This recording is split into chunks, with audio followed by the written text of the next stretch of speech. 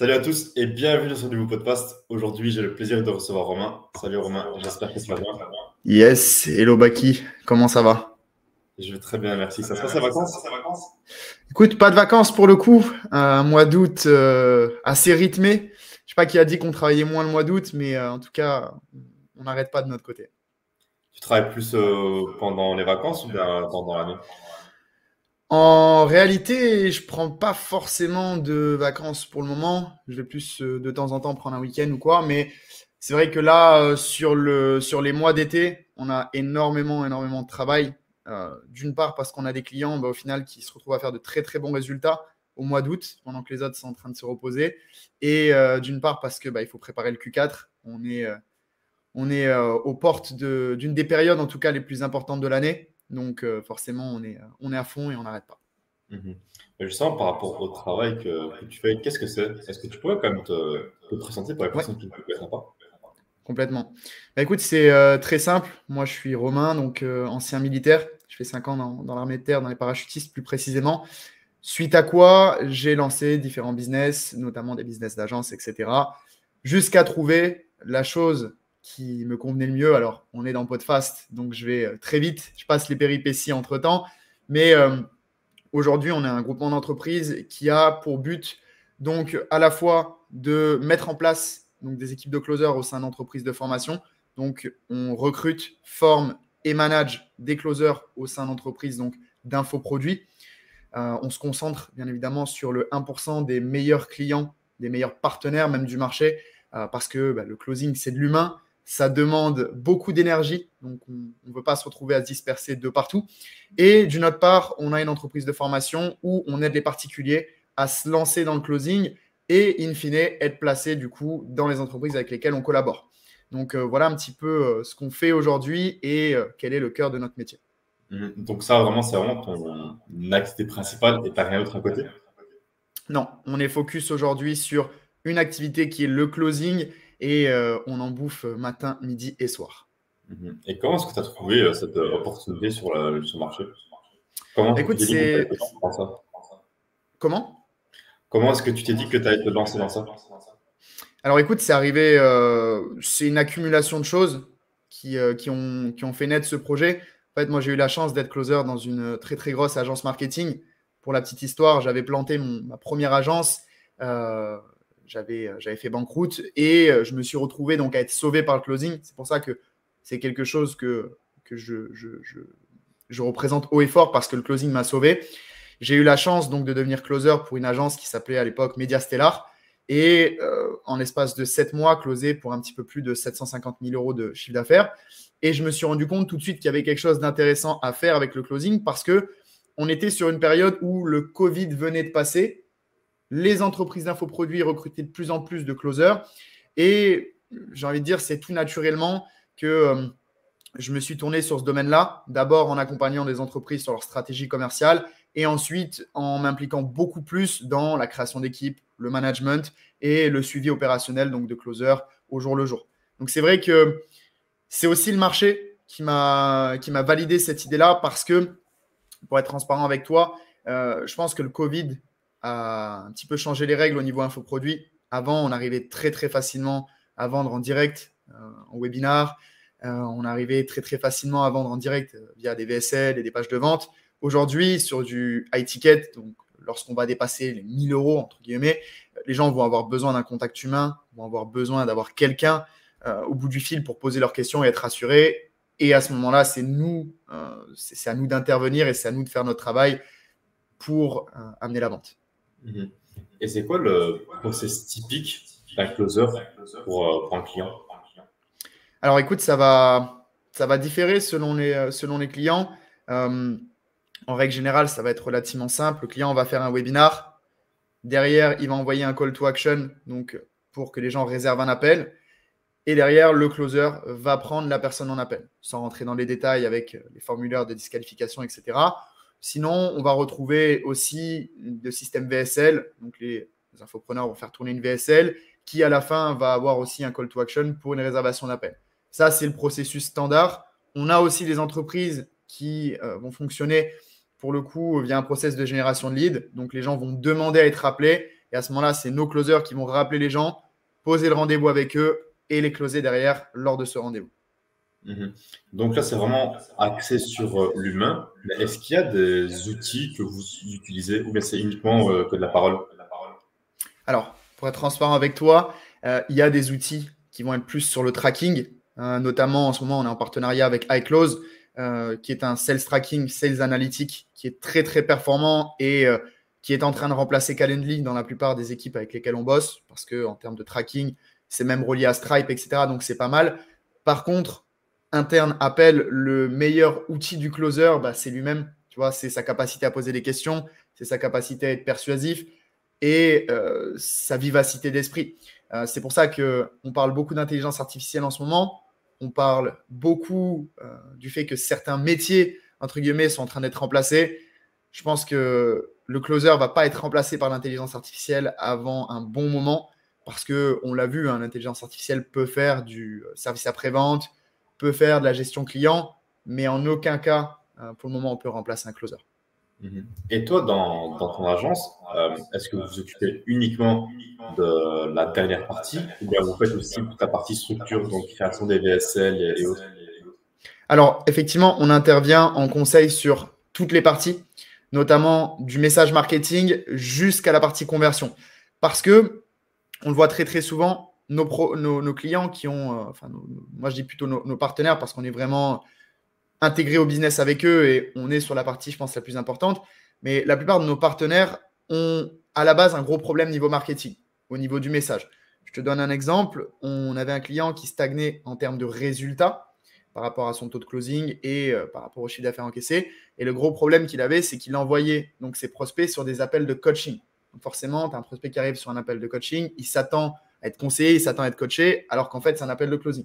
Donc déjà, on vient chercher effectivement la dissonance entre le message marketing et la partie conversion qui va suivre.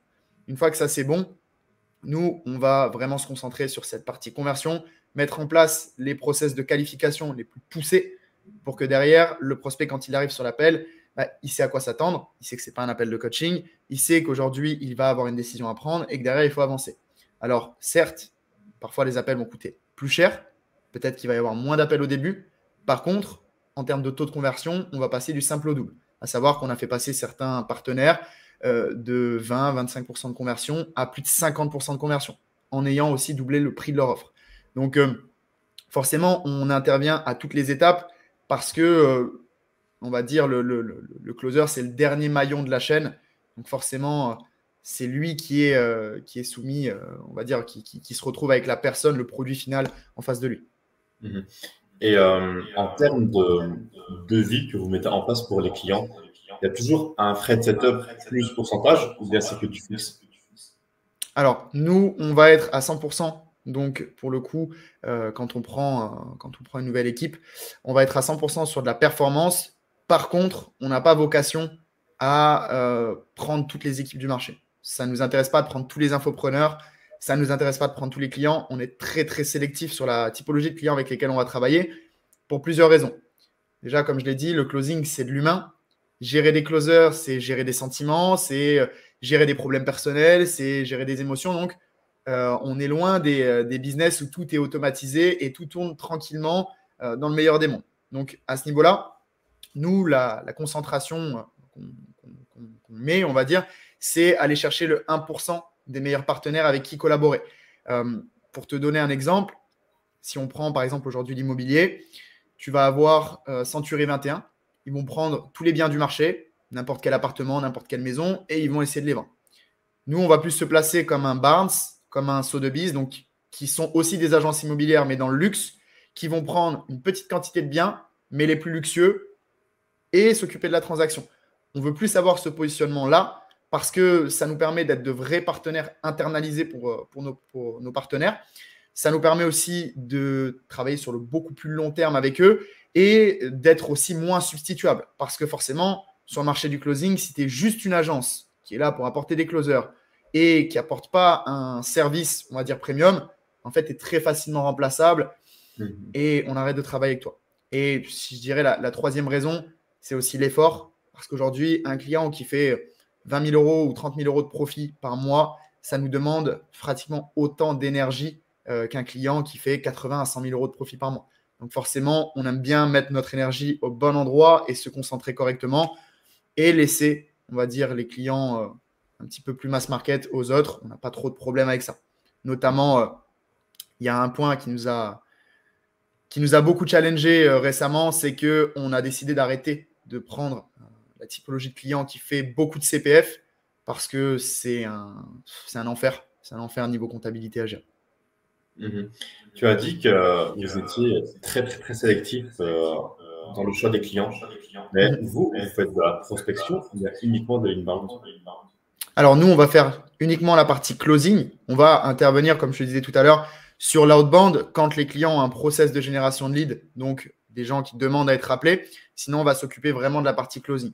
On ne va pas être amené à faire de l'outbound prospection. Je disais par rapport à vous, à votre agence, lorsque les clients viennent à vous, est-ce que c'est les clients qui viennent à vous ou bien c'est la prospection que vous faites? C'est ça. Actuellement, on est 100% sur l'inbound. Tous les clients avec lesquels on travaille, tous les partenaires qu'on a aujourd'hui sur notre activité, c'est 100% de la recommandation, c'est 100% des personnes qui nous ont été amenées par des partenaires qui ont eu confiance en nous. Donc, si tu veux, ça s'est fait assez simplement. On a apporté des très bons résultats. Un infopreneur en connaît forcément un autre. Et donc, les choses se multiplient assez rapidement. Et on va dire que là, actuellement, ça va plutôt bien. Mais est-ce qu'il y a déjà eu des clients où, avec eux, ça n'a pas été du tout, où le pourcentage n'a jamais été atteint? Alors, ce n'est pas une problématique de pourcentage, pour être transparent avec toi. On a eu des clients avec lesquels on n'a pas été vraiment satisfait, mais c'était plus, je vais dire, une question d'état d'esprit en termes d'entreprise. C'est-à-dire qu'on a un certain standard d'excellence par rapport aux clients avec lesquels on veut travailler et ça se répercute aussi dans le produit final qui est distillé aux prospects qu'on close. Donc forcément, on a eu l'occasion de collaborer avec des entreprises et malheureusement de ne pas vérifier le produit final. Et le souci, c'est que quand tu es closer, tu es un des uniques points de contact donc, du prospect. Donc, quand on avait des dizaines et des dizaines de demandes par mois de SAV, de personnes qui disaient « Mais attends, tu m'as vendu un accompagnement, je n'ai pas un seul appel depuis que j'ai commencé, tu m'as vendu un produit exceptionnel, au final, j'ai des vidéos tournées à la va-vite. » Voilà, ça, c'est des typologies de clients avec qui on a eu des soucis et à ce moment-là, avec lesquels on a arrêté les collaborations parce que, en fait, tu ne peux pas build quelque chose sur le long terme avec des personnes comme ça parce que aujourd'hui, il ne faut pas se cacher une chose, c'est que le marché de l'infoproduit est complètement différent de ce qu'il y avait 2-3 ans en arrière et les nouvelles, les choses, on va dire, les nouvelles vont très vite sur le marché. Les gens savent très vite qui est bon et qui ne l'est pas. Donc, forcément, ce n'est pas des clients avec lesquels on peut travailler sur long terme. Ce n'est pas des clients avec lesquels notre rentabilité va être intéressante. Donc, on arrête à ce moment-là. Par contre, en termes de taux de closing, en termes de taux de transformation, on n'a jamais eu réellement de vrais problèmes parce qu'on n'est pas là pour lancer des business. On prend des business qui ont déjà un taux de transformation acceptable et on les fait exploser. Et pour les personnes qui aimeraient se lancer dans le closing, qu'est-ce que tu pourrais leur conseiller pour qu'ils puissent se lancer? Venir se former chez nous. Non, pour être plus transparent, déjà, je pense que c'est une bonne idée de se lancer d'abord dans le closing. Je sais qu'il y a plein de business qu'on peut faire pour démarrer. J'ai longtemps été un gros fan et je suis toujours du SMMA. Je pense que c'est un super bon business pour démarrer. Je pense que la prestation de service, en règle générale, c'est les meilleurs business à lancer pour commencer par rapport à la vente de produits, e-commerce, etc. Maintenant, je dirais que le closing, dans un premier temps, c'est un business qui doit s'aborder comme tout autre business, avec beaucoup de rigueur, avec beaucoup de discipline. C'est une compétence à part entière qu'il faut apprendre. Mais je pense que c'est la compétence principale à maîtriser pour n'importe quelle personne qui veut se lancer dans le business. Parce que si tu regardes un copywriter, quoi qu'il arrive, il a beau être bon en copywriting, il y a bien un moment, il va devoir vendre ses services. Un gars qui lance une agence de media buying, il a beau être un crack sur Facebook Ads, il y a bien un moment, il va devoir vendre ses services. Et c'est pareil dans toute activité de prestation de service. Donc, je dirais dans un premier temps, c'est se concentrer sur l'apprentissage, se concentrer sur le fait de pratiquer et surtout ne pas avoir peur dans un premier temps de faire des missions qui sont en tant que closer ou en tant que sales, on va dire, qui sont peut-être moins, on va dire, sexy que ce qu'on peut vendre sur le marché par rapport au closing, mais qui permettent d'avoir de l'expérience. Je dis souvent que quelqu'un qui est excellent en setting, donc la prospection téléphonique sur des numéros de téléphone qualifiés, c'est quelqu'un qui va être excellent en closing. Parce que de par le setting, tu vas brasser beaucoup d'humains, tu vas avoir beaucoup de personnes au téléphone, donc tu vas apprendre très rapidement quelles sont les réactions d'un prospect, quel est le fonctionnement d'un être humain on va dire dans une atmosphère commerciale. Et donc derrière, c'est des choses que tu vas pouvoir répercuter assez facilement dans le closing. Donc je dirais vraiment de mettre toute l'énergie possible et toute la discipline pour pouvoir réussir dans ce domaine. C'est un business comme un autre. Et il y a des techniques de vente, de négociation que vous mettez en place pour pouvoir convertir le client, même s'il vient à vous. Dans quel contexte, tu veux dire? Dans le contexte où le client est sceptique des résultats. Ok, tu veux dire si aujourd'hui une personne veut travailler avec nous et elle est sceptique des résultats? C'est ça, ouais. Pour être transparent avec toi, c'est pas quelque chose qui nous arrive parce que on va dire 100% de nos clients viennent de la recommandation. Donc c'est vrai qu'on n'a pas de problématique, on va dire en termes de scepticisme par rapport aux résultats. On a aussi une phase de préqualification qui nous permet de montrer aux clients qu'on sait ce qu'on fait. Donc on n'est pas forcément astreint à ce problème parce qu'aussi on a la preuve sociale. Donc non, je t'avoue que on n'a pas réfléchi à ce genre de technique parce que si les gens sont sceptiques des résultats qu'on peut leur apporter, on ne collabore pas avec eux. Et pour ton agence, c'est quoi le projet suivant? Je dirais c'est continuer à grossir, continuer à faire ce qu'on fait, le faire encore mieux. Là, on est en pleine restructuration. Donc, autant au niveau humain qu'au niveau implémentation de nouveaux outils. On veut aller beaucoup plus loin dans le sales analytique. Donc là, à ce moment-là, on veut inclure des outils d'IA, des outils d'organisation et de remontée de data. Donc, je dirais, très honnêtement, c'est continuer, voilà, comme j'ai dit, à faire ce qu'on fait, le faire toujours mieux. On est là pour encore un bon nombre d'années, je pense. Donc, c'est de se dire d'ici 5-10 ans, être vraiment l'agence la plus prestigieuse, le partenaire, on va dire, commercial le plus prestigieux par rapport au closing, être encore plus établi que ce qu'on est aujourd'hui et que voilà, chacun de nos partenaires ait atteint les objectifs qu'il s'est fixés parce que s'il gagne, on gagne aussi forcément. Et est-ce que tu as un objectif personnel que tu aimerais atteindre d'ici les 6 prochains mois, voire la prochaine année? Un objectif personnel? Écoute, c'est assez… je sais pas. Très honnêtement, je ne saurais pas te répondre comme ça. C'est vrai que j'ai beaucoup la tête dans le guidon en ce moment et je suis très, très concentré sur le développement de ces deux entreprises qui fonctionnent ensemble.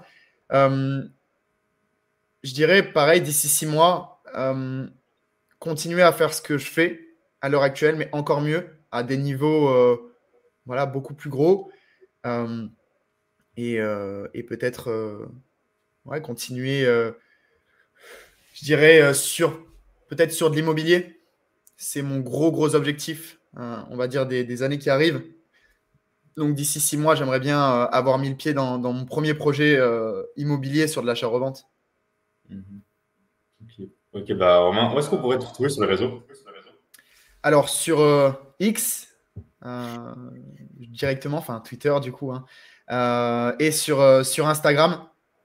Donc, tu pourras mettre le lien juste en dessous ou tu as besoin que… Oui, bien sûr, je mettrai ton lien Twitter et ton lien Instagram en description. Sur X et sur Instagram, ce sera le plus simple. Et, comme je sais que toi, tu as une grosse audience tu as pas mal de monde qui te suit sur Twitter.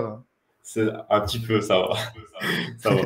Mais je vais te demander aussi, tu as aussi quelque chose pour les personnes qui aimeraient se lancer dans le closing? Oui, bien sûr. Bah, effectivement, j'ai pas mal de personnes qui m'envoient un message, que ce soit sur Twitter ou sur Instagram, pour en savoir plus par rapport au closing. Je fais toujours en sorte de prendre du temps pour leur répondre et pour leur donner la bonne vision. La chose que je veux dire, c'est si vous voulez vous lancer et que vous voulez m'envoyer un message, c'est avec grand plaisir. Par contre, dites-vous une chose, c'est que c'est pas facile. Ça demande du temps, ça demande de l'implication, de la remise en question. Et c'est une super compétence qui vous ouvrira beaucoup de portes. Par contre, l'abordez pas voilà, comme quelque chose qui est facile et qui va vous permettre de devenir, de devenir entre guillemets, riche instantanément. Bah, écoute, parfait. Merci à toi, Romain, pour aujourd'hui. Avec grand plaisir. Merci à toi, salut. Yes, salut. Du coup, voilà les gars, c'est la fin de ce podcast. J'espère que vous avez aimé. Si vous avez aimé, n'hésitez pas à vous abonner à la chaîne, à aimer la vidéo, à commenter, à me suivre sur les réseaux et aussi à suivre Romain sur son Twitter et sur son Instagram. Et pour toutes les personnes intéressées par le closing, n'hésitez pas à envoyer un message à Romain. On se retrouve pour un prochain podcast et à très bientôt. Salut.